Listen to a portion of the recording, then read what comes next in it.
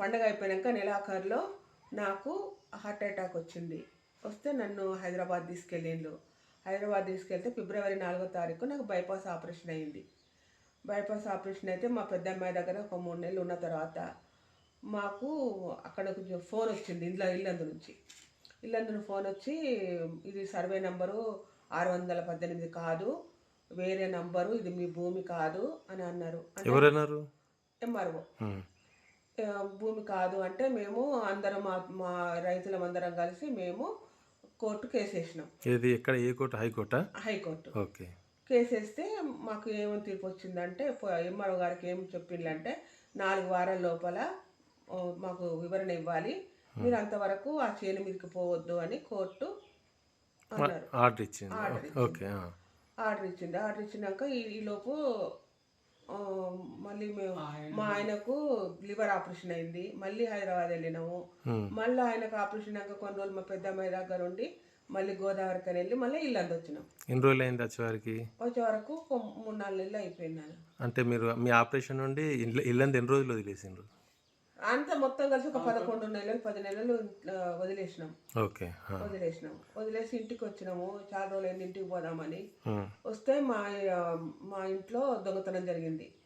బీరువా వల గొట్టిండ్లు, మొత్తం మా సామాన్లు, ఇత్తడి సామాను, వెండి సామాను, 1 తులం బంగారము, కొంచెం క్యాష్, 2 సిలిండర్లు, ఇంట్లో ఏమీ లేవు, అన్నీ ఎత్తుకపోయిండ్రు. ఇక సరే అని మేము పోలీస్ స్టేషన్లో కేసు ఇవ్వడానికి వెళ్ళినాము. మా అల్లుడు మాతోటే ఉన్నాడు, మమ్మల్ని కేసు తీసుకెళ్ళిండు. కేసు ఇస్తే సిఏ గారు అక్కడ పోలీస్ స్టేషన్లో ఏమన్నారంటే, ఇన్ని నెలలు ఇల్లు వదిలిపెడితే మీ ఇంటికి ఎవడు కాపలు ఉంటాడు, మమ్మల్ని ఏం చేయమంటానో అన్నారు సార్. అంటే నాకు చాలా బాధ అనిపించింది. ఇంటికి వచ్చేసినాము. ఇంటికి వచ్చేసినాక మళ్ళీ తెల్లారిపోతే ఇక మీరు ఊక తిరగకండి, మీరు ఆరోగ్యం బాగాలేని వాళ్ళు కదా, మేము చూసుకుంటాం అన్నారు పోలీసు వాళ్ళు.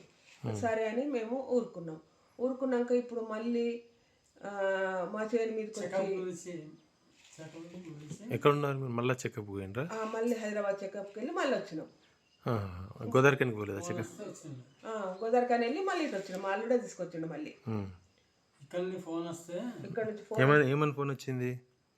మీ చేను ఎంఆర్ఓ గారు అది మాది, 618 మీది కాదు, అది మాది, గవర్నమెంట్ది అని అన్నారు. ఓకే. వాళ్ళ ల్యాండ్ 549, ఇది 618 కాదని అంటున్నారు. ఓకే. కానీ మరి 618. ఓకే.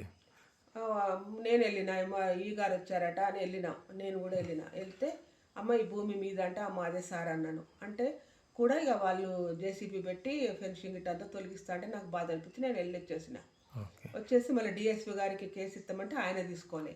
సిఏ గారు కేసు చేయండి సార్, మీద అంత ఇట్లా కూలగొడతాను, అంత దౌర్జన్యం చేస్తాను అంటే సిఏ గారు కూడా కేసు తీసుకోలేదు. ఓకే. మీ పక్కన వాళ్ళకి ల్యాండ్ ఇది డంప్ యార్డ్ సర్వే నెంబర్ 618 అని ఉందా? 618.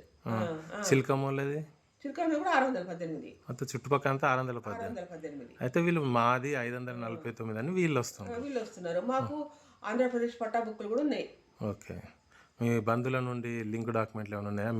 మీకు వచ్చింది? ఉన్నాయి. Okay, right. ఓకే. అయితే ఇప్పుడు మీరు డిఎస్పీ కూడా కంప్లైంట్ చేస్తే తీసుకోలేదు.